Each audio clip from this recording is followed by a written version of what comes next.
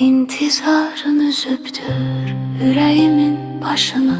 Söylemene əzizim, necə unudum səni. Sənə olan bu sevgim aparıb yaddaşımı. Söylemene əzizim, necə unudum səni. Söylemene değer mi yanmağa, alışmağa?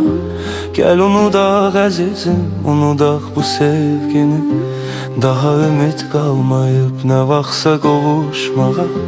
Gel unudaq əzizim, unudaq bu sevgini.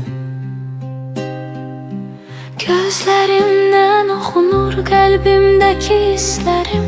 Səndən sonra yad oldu mənə doğma kəslərim. Bircə sən gecə gündüz olmusan dərdi sərim.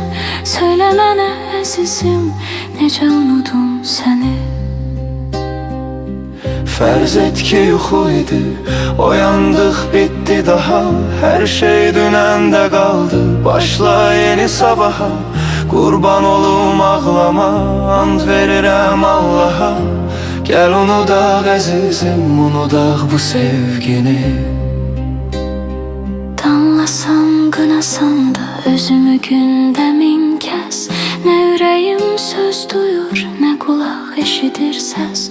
De ayrı əlac mı var, unutmaqdan özgə bəs. Söylə mənə əzizim, necə unudum səni.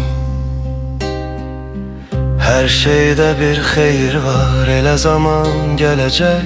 Başqası səni məndən daha da çox sevəcək. Mənə gülməyən həyat bəlkə sənə güləcək. Gəl unudaq əzizim, unudaq bu sevgini. Kipriklərimdən axır göz yaşım damla damla. Dərdimi bölənmirəm bir kəslə, bir adamla. Ümid edirəm bəlkə unudaram zamanla. Söylə mənə əzizim, necə unudum səni. Zamanla yerimizi bir başkası alacak. Bu sevgi ikimizden bir hatire kalacak. Unutmasak ömrümüz yavaş yavaş solacak. Gel unudaq əzizim, unudaq bu sevgini. Tənhayam, yalnızam, kimsəsizəm mən.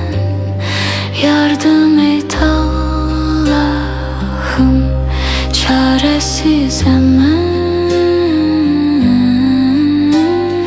Tənhayam,